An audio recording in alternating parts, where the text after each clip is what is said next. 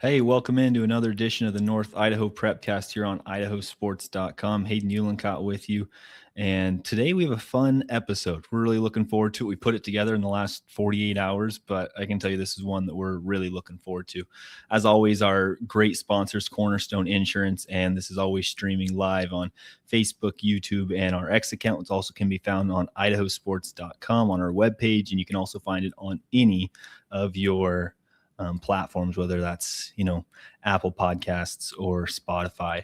But let's bring on our co-host for today, and that is, as always, Ryan Scaggs up in North Idaho. Man, today's a fun day, and we're getting close to state basketball, state girls and boys basketball, wrestling's coming up, but we're on the home stretch. We're really getting close. We are, yeah, and I'm super excited for today's episode because we got a cool thing that we're going to bring for you guys. Not one of those silly brackets that we did about best mascot in North Idaho, but we could say this is a champions episode because we got a national champ that we're going to bring on with us.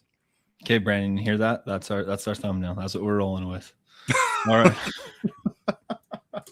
All right, before we get into it, Sam Buffington, he's always doing his great work on social media. He reposted the stream, also said, didn't the winter sports season just start yesterday? Well, yeah, and it's over in just, 3 weeks. Girls basketball state's happening.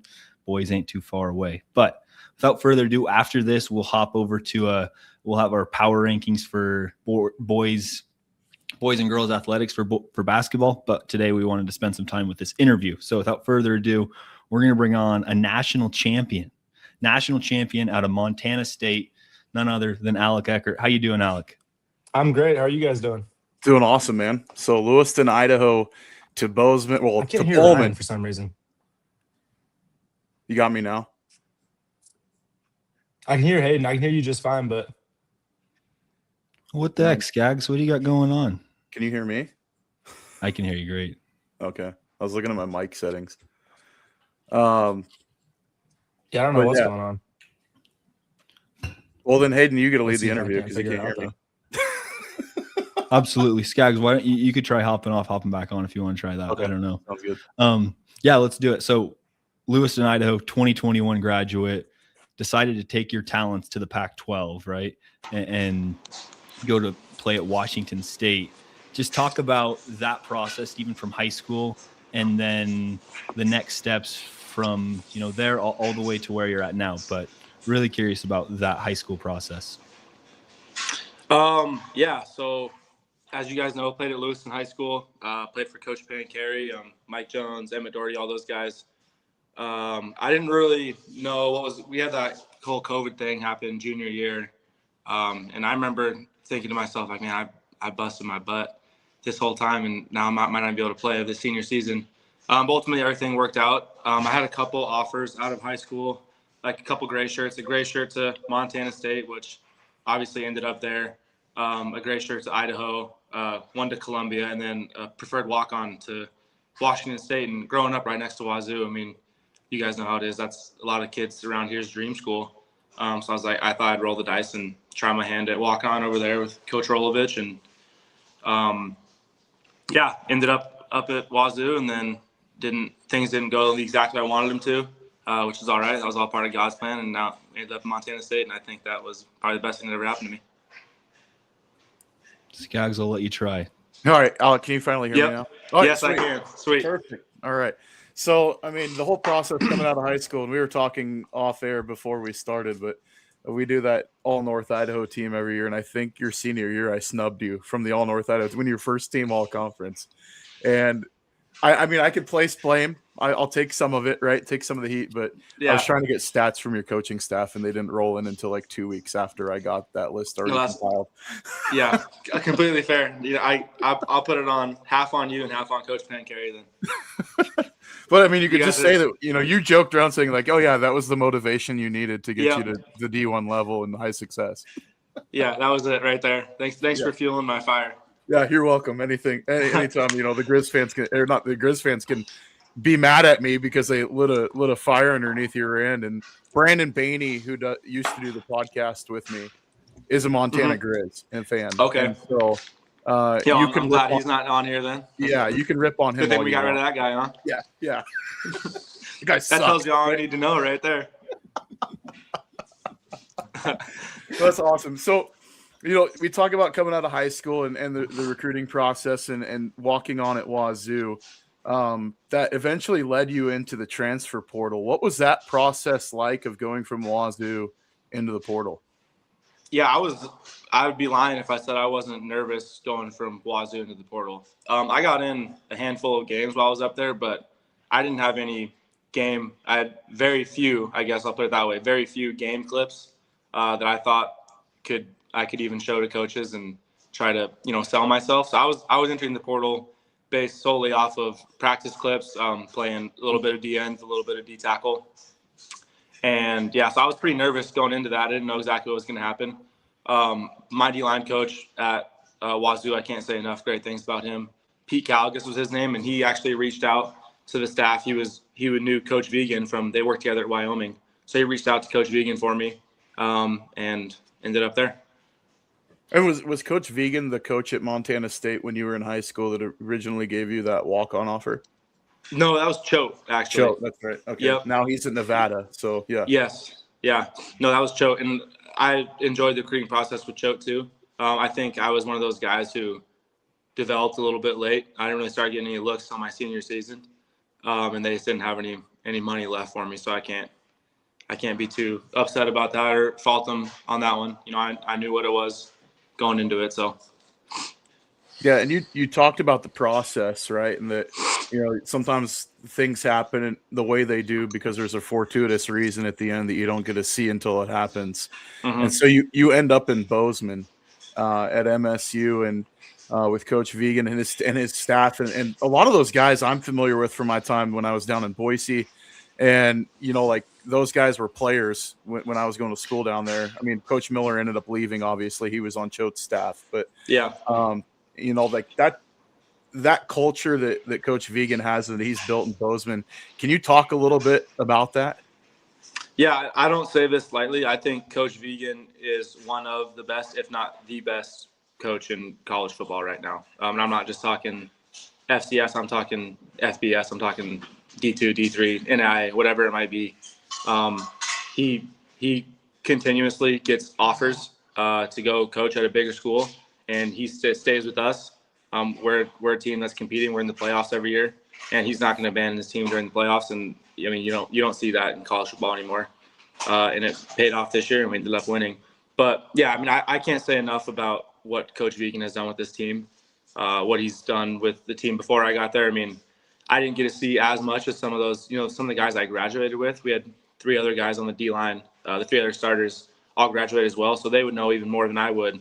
They got to see it firsthand from 5 years ago, what Coach Vegan was able to do with that team in terms of building it up. But yeah, I can't say enough to the culture and the leadership that we got over there. You got anything, Hayden?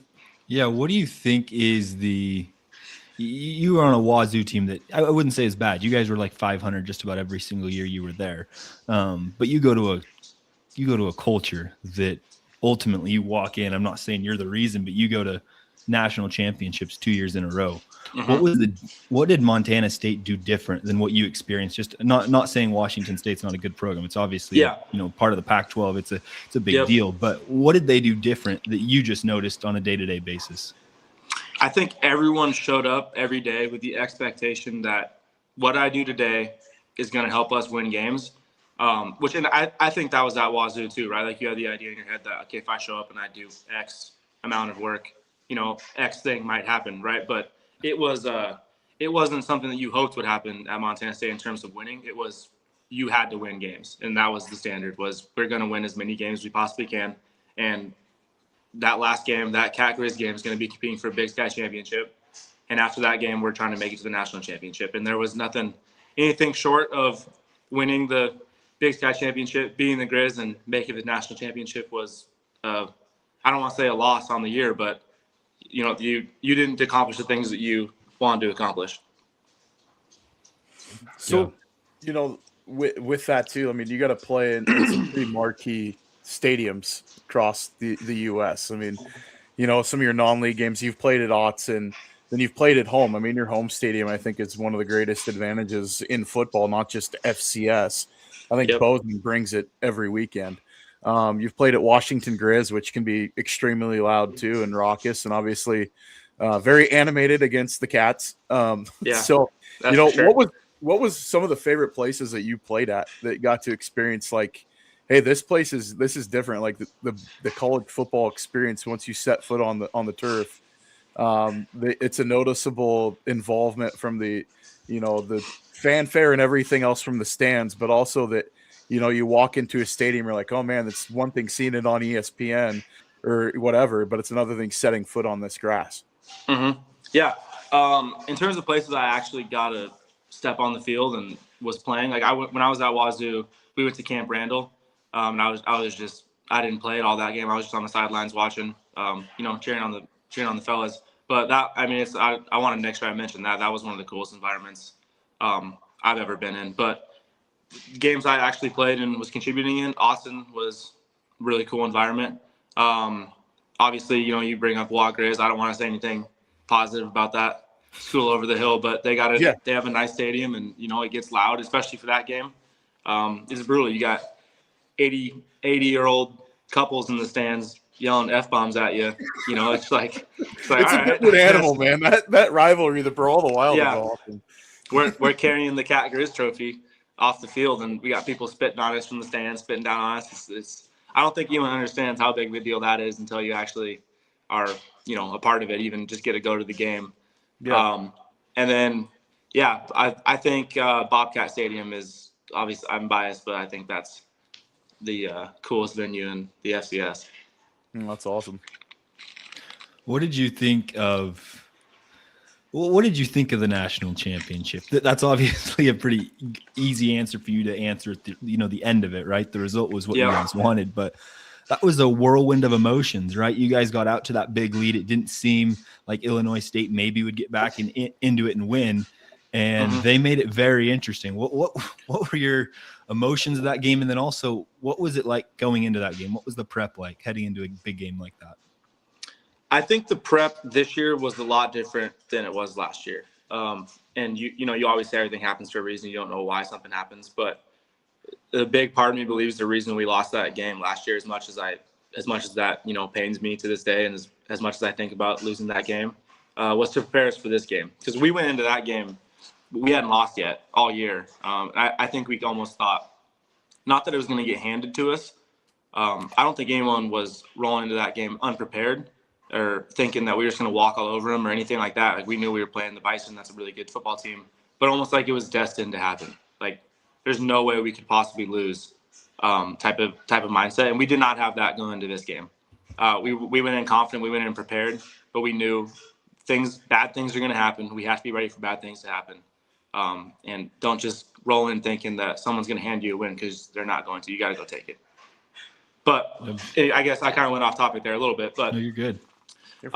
Just in terms of the game in general, my thought process going into that was just to try to take it all in. I asked one of my buddies who played on the team last year, who had graduated, what's something he wishes he had done differently. And he mentioned to me, just be present. This is going to be your last football game. You want to make sure you remember it and you make the most of it. So the whole time we were there, I was just trying to be really present, hang out with my buddies, laugh, have a good time. Even the little things like, putting on the cleats, put on your helmet for the last time, just taking all that in and enjoying that was kind of my thought process. That's something that kids will take for granted, is you don't know when the last time you take off your helmet or your pads or your cleats are. And to do it after a national championship game, I'm sure there's probably a flood of emotions, and you've got family present and everything else too. How hard was it to get you off the field, like after that win? One, reveling in the championship, but also knowing that was your last collegiate football game. And I don't know if you're planning on trying to go the next level or something else too, but having a sense of finality in that, how was that difficult, or what was your emotional state in that moment? Yeah, right when the game got over, it wasn't difficult at all. I'll be honest with you. I think part of me forgot that was my last football game. Everyone's rushing the field. You're hugging your teammates. You're crying. Just felt like, 2 straight years of busting our butts had finally paid off. And nothing could take that moment away. Not being sad about it being my last football game. I don't even know that that final buzzer sounded, and we won the game, if that even crossed my mind. But I'll tell you, it did cross my mind the next day when we got back to Bozeman. It hit like a truck. I was like, wow, can't believe, this is finally over. It's finally done. But there's not a better way to end my career than that. Go out as a national champion. Yeah. So what are the next steps for Alec? Like, what are you planning on doing after this? I know you're in Lewiston right now. But you were saying that you're heading back to Bozeman. Is there, are you going to enter the workforce? Are you going to get into coaching? What's next for you? Yeah, I'm entering the workforce. I thought about being a strength coach for a while, but I kind of want to stay planted and, have some roots somewhere. And I think right now that's Bozeman. Hopefully at some point end up back in somewhere in North Idaho, whether that's Lewiston or Coeur d'Alene or Post Falls. Nice. I'm just telling you. Yeah. Right. Cottonwood's better. Cottonwood's better. Yeah. My dad was a Prairie boy, so I can get behind that. Oh yeah. So get a job down there in Bozeman, and then kind of go from there. I didn't want to do the strength coach thing and have to move my family around whenever I actually have a family, I suppose. But just kind of wanted to plant some roots, and maybe at some point though I'd like to open a training facility and help some guys do what I was able to do. Not that it's anything all that special, but help some people accomplish their dreams. I know I had a lot of people help me get to where I am. So if I could be someone like that for some other cats, that'd be cool. That's awesome. And then I guess one further question, because we hinted at it off air, but your Lewiston Bengals, things are looking up for the program. Zane Hobart coming in, year one, getting them to the playoffs. What are you thinking about that group and that coaching staff? I know because a number of those guys coached you when you were in high school. And a number of those guys were also just around the program all the time. What's the arc in your eyes of that program and what they're able to accomplish? And the caveat question is, what's something that you would tell those kids within that program to maybe be able to either play at the next level or play at a high level? Just some words of advice. Yeah, great question. I think that the sky is the limit for that program. Obviously it helps that the reconfiguration of the classes, I guess, and not having to go against some of those schools that had way more students than we did when I was playing.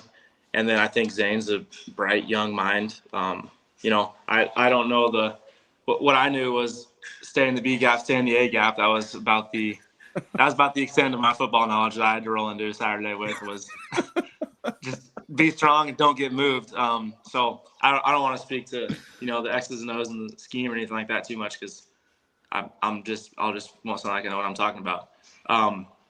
But yeah, as far as Coach Jones and Coach Doherty go, two guys that I played for when I was there, I can't say enough about just them as people in general. Coach Jones, Coach Doherty, if you ask them to help you do something, you tell them you have goals that you want to accomplish, they're going to help you accomplish those goals. And Zane actually let me come into the weight room. Coach Hobart let me come into the weight room last Monday and Tuesday, I want to say. Maybe it was Tuesday and Wednesday. And I lifted with the guys. They had an early morning group, which was packed, which that was really cool to see. We didn't have that many guys doing that when I was in high school. So that was awesome to see some kids taking accountability and caring a little bit more about that. My message to them when I talked to them was just, if you have a goal in mind, when you lay down at night, you got to ask yourself, did I do everything I could to accomplish that goal? And if the answer is no, then you need to wake up and do more tomorrow. You can't just say you want things to happen. You got to actually do something about it. So just don't let anybody tell you can't do something, and go take it. So Lewiston has an offensive tackle by the name of Parker Bagley. I'm sure you got a chance to see him. I mean, he's a specimen. Yeah. I found out that there was a number of coaches that were in town last week taking a look at him, and over the last 2 weeks since the portal closed, they've been able to hit the road a little bit more. From a defensive standpoint, did you get a chance to see any of his tape, or did you get to talk to him or see him work out or anything like that? Because that kid he's a specimen as a junior. I've heard nothing but good things. I hear he's a stud. Pretty raw too. I don't think he even started playing football till recently, right? Maybe. Yeah. But I didn't get to see him in person. He wasn't there. I'm not sure what he had going on, but he wasn't there, so I didn't get to see him in person. But I'll give him credit. He wrestles, so like there's that whole thing going on too. Yeah, that's sweet too. I sure wish I would have wrestled in high school, but instead thought I was a basketball player for whatever reason. No one told me any different. We'll blame your coaches. Yeah. Yeah. Someone, my dad or mom, should have told me to go ahead and cut that out. That's awesome. Well, yeah. Hey, man, I appreciate you jumping on with us. And Scaggs, I've got to ask him another question. Go ahead. I got one more good one. Hit me. You could have been a long snapping professional. Why aren't you that? Oh, yeah. That's a great question. You should elaborate on that. You should elaborate on that a little bit more. Rubio's my stepdad. So I didn't know that. I got to be careful with how I answer this question because I don't want to, when he goes back and watches this, I don't want him to be ticked off with my response. Just don't want to scare away any. I always liked the violence and hitting people that came with D-line play. And honestly, I think it's a little bit different when it's someone that you live with. I don't know if you guys have ever had your dad as a coach, but you don't want to listen a whole lot as much as right as they might be. So I think that coupling just really want to be a good D lineman with the person who could be coaching me being, someone that's in my family, I think was probably a little combination, but mostly just, I was focused on D line and that's what I wanted to do. Absolutely. I mean, it's also a good outlet for people I don't think a lot of people realize how much of a luxury that is just having that in the LC Valley. You have the possibility to go play professional football and be a long snapper for high-level collegiate teams and even go play professional football. I don't know if a lot of people in the area look at that and think about that. Oh, 100%. And I didn't want to sound like I was trying to deter anybody from that by any means. I hope it didn't sound like that because I think that just wasn't my path, but that is a amazing path for a lot of people and a really good opportunity. Like you said, right here in our backyard is, the best long snapping instructor in the country. So if you're a kid who's thinking about, just want to maybe get a little bit more playing time, that you're not quite developed enough yet to do something super physical, you can hone in your skills and be a good long snapper. Yeah, no, I'll echo that because your stepdad coached two of my guys when I was at Pullman. And both of them went on to play Division I football. One played for the Vandals. The other one went to UNLV. And they both ended up, doing pretty well for themselves. So, he's built some phenomenal players. And if people around football and they hear the name Rubio, it's everywhere if you're a coach. Because he does such a great job with the skill set. And there was something my son who just turned 10, he's like, Dad, I want to go play college football because we were watching the national championship game. We were watching your game. And he's like, I want to play in a championship game. And I was like, buddy, you need to learn how to long snap. That's your outlet right there. Yeah, you can go get school paid for to go on the field, 7 times a game, whatever it might be, and throw a ball between your legs. Why not? Why not? Right? Yeah. I mean, I long snapped a little bit for a minute when I was in high school, and so I wasn't near the level of who your stepdad coaches, but I was like telling my son, I'm like, man, if we can teach you how to long snap, then you're going to get your college paid for if you're any good. Yeah. No, I was our backup long snapper at Montana State for about 3 weeks. But the way I got my wrist taped up, I had pads and the gloves were taped on and stuff that by the time I went to go snap a ball, I was rolling that thing back there. I couldn't move my wrist hardly at all. That's awesome. Yeah. I figured you had a pretty good answer for why you weren't pro. Maybe because you put on a few extra pounds in the last fight. I don't know. Yeah, I think it was the putting on 80 pounds or whatever it's been since I was in high school. I think probably is another reason that did me in. Well, you carry it well, so it's all right, man. No, appreciate and that's something that I think goes beyond the wayside too. Is like people just think of those interior D linemen or offensive guards and tackles and center like they think they're just big dudes, but like no, they're like you got to be able to move. Like it's not just being big; you got to be physically in shape. One, your conditioning's got to be phenomenal. But I think that's one thing that gets overlooked is the type of athlete that interior D linemen and those offensive linemen are. I mean, you really are probably one of the better athletes on the team. Well, I think that's something even when you're watching on TV, you can't grasp. But when you're actually up next to high level O lineman, D lineman. You're watching them move. It's incredible. You're like, dude, this guy weighs 300 pounds, and he's moving faster than 90% of the population is able to move. You Yeah. take away other athletes that are smaller, and you're like, it's crazy. But Yeah. especially when you get to I remember when we were playing Oregon, going against those O linemen. I'm like, dude, this guy is 340 pounds, and he's moving like our starting defensive end. It's just nuts. Yeah, I mean, the kick steps and the slides and everything that those guys are able to do and how quick their feet are is unbelievable. I think the little technique things get lost on the general public. It's quite unreal. Yeah, which I wouldn't expect the general public to understand all that stuff anyways. But if they can ever wrap their head around something, that'd be a good one to wrap their head around. Yeah. Well, hey, thanks for jumping on with us. Of course. And it's awesome to see a local kid go on and do great things. And you not just become a great football player, but you became a great person too. So, you did your folks proud, your school proud. I mean, everybody around is extremely proud of what you're able to accomplish at a high level. And congratulations on the national championship as well. That's such an awesome deal, and be able to bring that back to Bozeman for your school. But thank you for your time, Alec. Well, no, thank you. I appreciate the kind words. Thank you. That means a lot. Thank you guys for having me. Absolutely. Hey, thanks, Alex. Yep. Wrong one. Getting rid of me. Keep him on. He's a better talker than I am. So yeah. Oh, that would have been funny. Alec is an awesome young man, and that was super cool.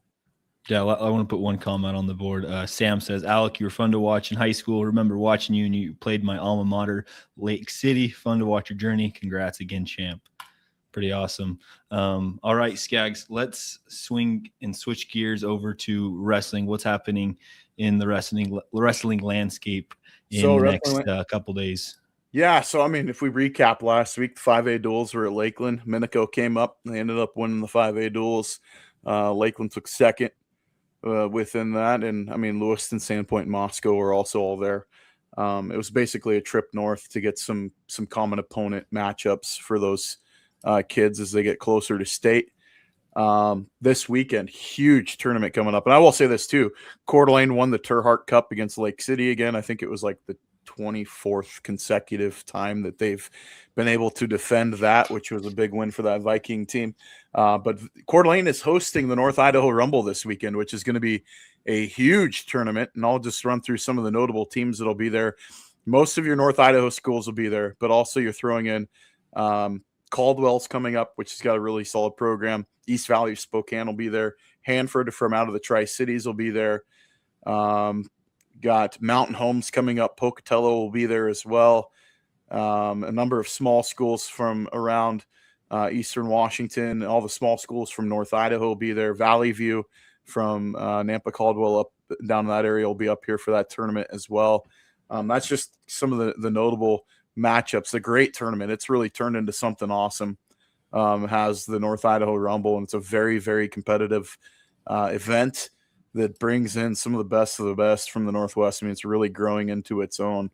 And, I can remember the first year that they held that tournament, was just before COVID, and it's really grown into something awesome to see. Some kids to keep an eye on for that tournament. I'm looking at the small school kids, man. There's going to be some guys from some of the smaller schools like Kellogg and Timberlake.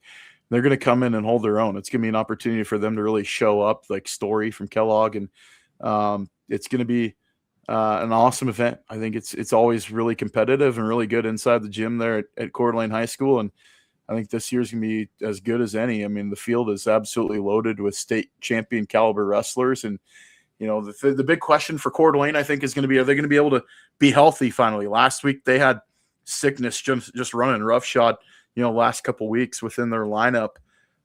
So if they're back at full tilt, full go, Coeur d'Alene, Post Falls, Caldwell, I really look at being some of the major contenders within the tournament. But it'll be awesome to see these younger kids in the lower weights that have been having such strong showings. Sandpoint's got a number of those guys as well, and they're so good at the upper three weights as well, or the Bulldogs.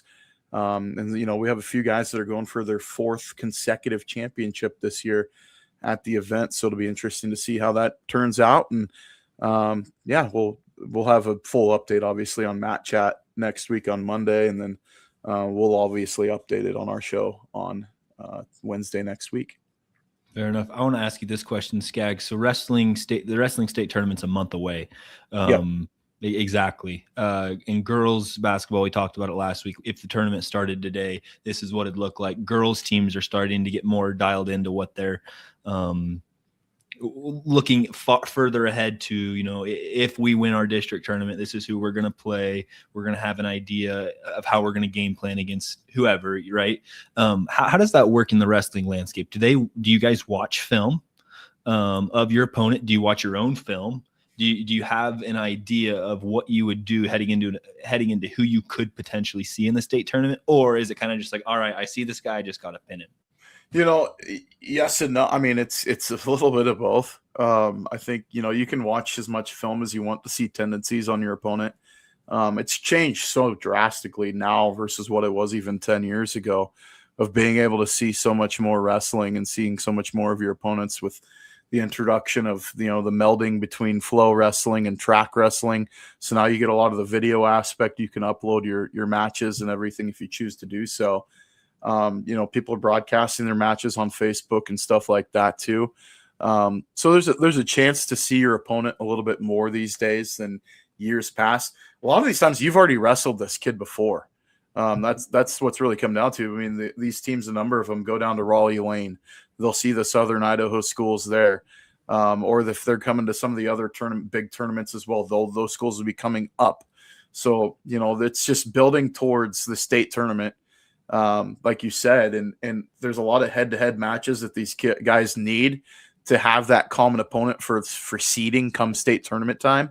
The big one is that, the District 6, 5A and 6A, District 1 and 2, get one guaranteed bid, and that's it. And then you get your one guaranteed guy in, and then you're relying on the at-large bid process that your number 2 guys have finished high enough and had a successful enough season to get an at-large bid into the state tournament. There's a number of schools that have, 2 guys at a weight class that are just dynamite, and they'll both get in. One will get in as the at-large, one will get in as the champ, and they'll both place. So you look at 6A, and if we're doing if state started next weekend type of situation, your contenders at 6A realistically are going to be Meridian. Post Falls is right there too.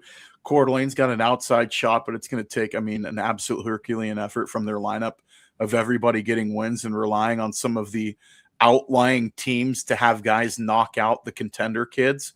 And that was the perfect storm that happened with Post Falls last year, and why they were able to capture the team title was that Post Falls, 1, took care of the matches they needed to take care of.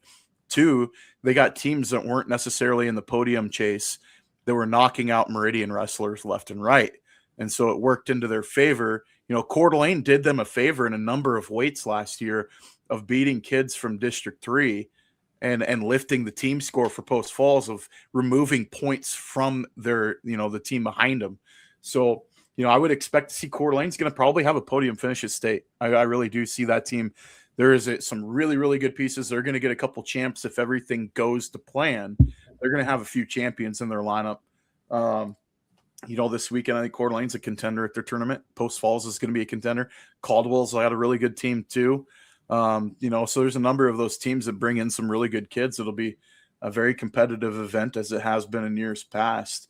You look at some of the smaller weights, the Kellogg's, or smaller schools, I should say, like the Kellogg's Priest River last year. They're not necessarily going to be in contention because of the numbers in their lineup. Kellogg with 15 to 20 kids, and they might bring 12 to 15 to state. They're going to have to rely on winning state championships in multiple weight classes to have a podium finish. That's just how it's going to work, because you have the teams that have just so many dang kids down in Southeast Idaho. They're going to be able to get multiple bids because their leagues are bigger. And so they're going to be able to get 2-3 kids per weight class scoring points for them. So what you lack in numbers, you can gain if you win a state championship. You're going to get a whole lot of points for your team. But it's an individual sport and a team sport simultaneously. Once you get to tournament time, and you're an invitational like this is, you're looking for your placing, obviously, but your placing matters for your school it does. But, with only having a handful of kids, you're not going to really expect to say a Kellogg to go in and win the North Idaho Rumble. But you could get, 2, 3, 4, maybe 5. If you're St. Mary's, same thing. 2, 3, 4 champs would be huge for that program. That's as good as a tournament win for a team, just because you're not bringing the same numbers of, say, Coeur d'Alene or Post Falls, where they've got 22, 23 wrestlers entered in the bracket. Yeah, a couple comments here. Mike Scholl says Wrestling the North will get 2 auto bids and then 1 at large. Perfect. I don't know who's right. Even better, though. Yeah, Better. That's better. I mean, if you're getting 2 auto bids from the North this year, that's very generous, because the North, by and large, I mean, you don't have the number of schools. You got 3. And if you're getting 2 bids out of 3 schools, you're going to see Post Falls or Coeur d'Alene getting 2 guys automatically in. Could they get a third or sneak a third as an at-large? That's a huge lift, because that's what Meridian has the advantage in District 3. If they're getting 4 bids or 5 bids from the conference, their number 1 and number 2 are going to be in almost at every single weight class. That's how good of a team they are. So how do you surmount that? Is that the situation with the North getting 2 auto bids, 1 at large? Both your guys are going to have to be in scoring positions, on the podium in order to have a hopes. And that's exactly what Post Falls did last year. They set the standard for how to do it with not having the same numbers. You have to finish extremely high. I mean, your number 2 guys that are in the bracket, they're going to have to find ways through the blood rounds and be on the podium, 5th, 6th place. They're going to have to be there in order for Post Falls to repeat. That's what they're going to have to do again. And Post Falls, of note too, I'll say this because it just got released today. Damian Hamilton signs with North Idaho College to wrestle at the collegiate level. So congrats to him, a phenomenal wrestler for the Trojans. He's going to go wrestle right down the street at NIC with Coach Booth. And he mentioned Coach Booth was hinting at somebody that he couldn't announce yet. And I was like trying to get around on who it was. And I was like, so are they switching from orange and black to cardinal and black and white? And he's like, he kind of like looked away and he's like, maybe, I don't know. I can't say yet. And so congrats to Damian Hamilton for being able to wrestle the collegiate level. I know that he's got huge aspirations for a high finish this year. Absolutely. One last comment. Val Johansson, Kuna, Valley View, Mountain Home, Pokey on the come up. That's for the big. girls. And for girls, it's even bigger yet, is because those head-to-heads matter for state seeding time. And there's a lot of tournaments that, unless you're going to Tiger Grizz, like Post Falls did, and, or they're coming up to the Clearwater Classic or some of the other events, or you're going down to Raleigh Lane, you're not going to get those head-to-head matchups with the girls, and you're getting closer and closer to state tournament time. So you're probably going to be at your target weight that you're going to be at wrestling at the state tournament. So you need those head-to-heads for seeding. That's the biggest one, especially in girls, just because of numbers and how it works with the tournament size. There's going to be some ground to gain, especially with those teams coming in for the girls tournament, the North Idaho Rumble. That's a big deal for our area girls wrestlers. Sure. Well, let's wrap this episode off with our North Idaho 9 Scaggs. Next week, we will hit on if state started today for the boys, but we figured since it's not quite a month away, we figured we should give that another week and let some things change we'll let the up. dust settle because there's still some big games coming up this weekend. So yeah. Okay, on the girls' side, there's a lot of purple, and it's because Ryan and I have no way of making decisions. At the top, Coeur d'Alene is now back on top of Lakeland after a 20-point win last night. It wasn't 20 points. It was only 11. It more? Yeah, it was 11. It? Oh, they were up by more than that at some point. Yeah. Brooksley Colvin had 32 points and like 6 threes. She was unguardable. Played really well. So they're now ahead of Lakeland.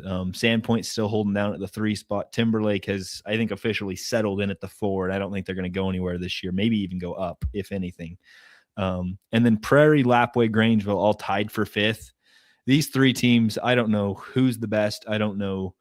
You can throw Lapway getting a win over Timberlake in there too. I mean, it's kind of like that Spider-Man meme, where they're all pointing at each other, like the 3 different Spider-Men, like that's these teams. Yeah. You have a Grangeville team that's beat Prairie twice, but yet Prairie's beat Lapway by 30. Yet Lapway's beat Timberlake, and then Timberlake beat Grangeville by 30. And so it's kind of hard to figure out, okay, who's really the best team in the transitive property I told you in our text messages this morning does not apply in sports. But That's true. We could I go a don't long way know. on that. I don't know how you still decipher who's where within those teams. So I mean I think we were unanimous within the just tie them, because how do you figure that one out? Yeah. Other than the eyeball test, I think Prairie looked very impressive in that win over Lapway. That still speaks pretty loud.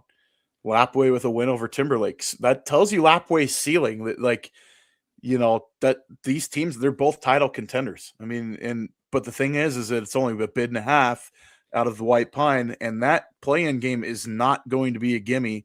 And we will sound like a broken record saying this until that game happens. That don't be shocked. I mean, that team's going to be really good that they're going to have to play out of District 4. No, they're going to be playing a top 5 team in the state. I Yeah. mean, that's a It's a semifinal game as a play-in. Yeah. Absolutely. The 8 and 9 seeds are still held by Deary and Nez Perce. Deary did beat Nez Perce I think it was last weekend, by close to 10. So Deary's kind of settled in at that 8 spot. The 9 seed, Nez Perce, I think, is feeling pretty good about in the 1A rankings. I don't know if a team like Kendrick could maybe come up above them. Kendrick's not 1A, they're 2A, but yeah. Well, no, I understand that. But yeah, so Nez Perce right now is holding down the 9. Yes. On the boys' side, Lake City looks really solid right now. Them and Post Falls have to be playing soon. I don't know the exact date. Again, Lake City beat them the first time. Lewiston at the 3 seeds doing really well. They've dominated the field. They beat Moscow the other night by close to 40. Kendrick has jumped ahead of St. Mary's. Even though they lost, those 2 teams will play on Friday. St. Mary's is at 5. Orfino has moved up to the 6th seed after their win against St. Mary's. Lakeside is at 7. Lakeland has jumped into the mix at 8, and then Prairie still at 9. I was covering the Orfino St. Mary's game on Saturday afternoon. Did the girls' game as well. Orfino won that, but the boys' game was a fun game. Orfino got really hot, and St. Mary's just struggled to guard Blake Barlow, and they had a really explosive fourth quarter. It was JJ year out, and the Barlow kid were hitting threes back and forth, and Orfino ended up getting the most stops at the end of the game. But that's going to be a fun district title game, and this Friday is going to be a lot of fun with Kendrick and St. Mary's as well. That'll be on IdahoSports.com. Friday night has some marquee matchups because Lake City versus Post Falls is Friday night. Okay. Kendrick St. Mary's rematch Friday night.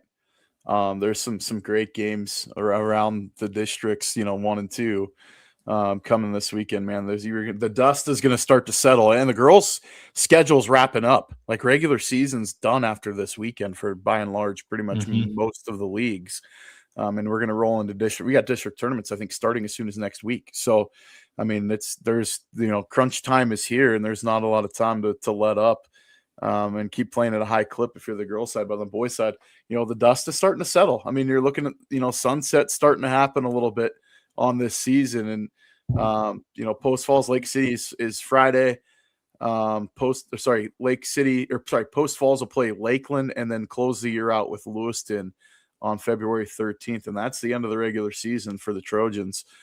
So, Post Falls Lewiston's going to be another big game in our rankings. I know it's not going to count for the district standings, but as far as for us goes, I mean, that's number 2 versus number 3. There's some top 9 matchups taking place in the next week.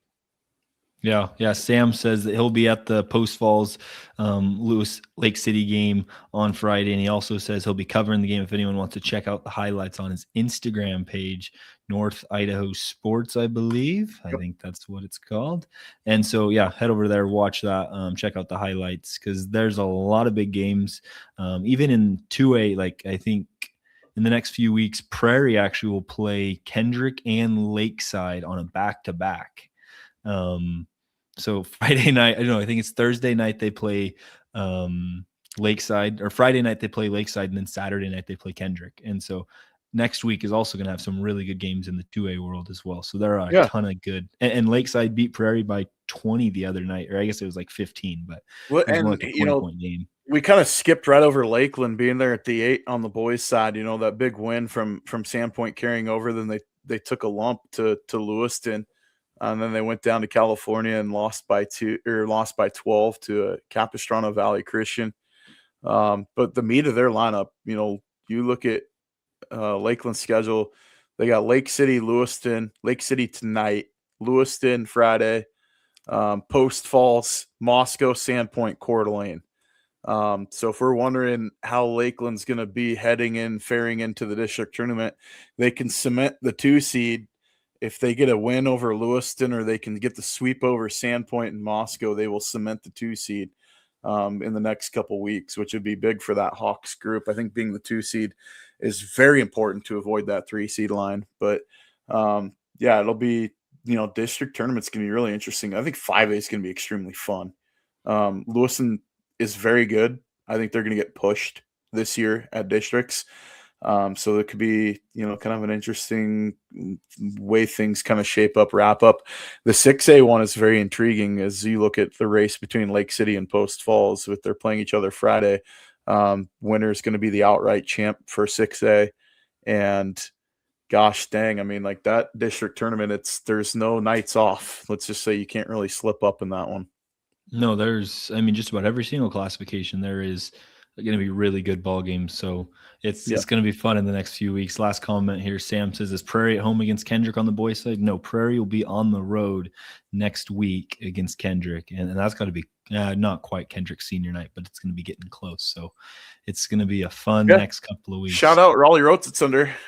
Eclipsed the 1,000-point mark the other night too, which was a big deal for them. Congrats to Raleigh, and what a phenomenal career he has had at Kendrick High School. I mean, him and Nathan and all the other kids, good night. I mean, you talk about a run of success that's been really hard to ever see in any, 3-sport season. Yeah, I don't know if we're going to see that very often again. Unless they continue it down to 1A ranks next year. But yeah. they very well may. They very well may. Well, cool. Well, this has been another edition of the North Idaho Prepcast on IdahoSports.com. That's Ryan Scaggs. I'm Hayden Uhlenkott, and we will see you next Wednesday.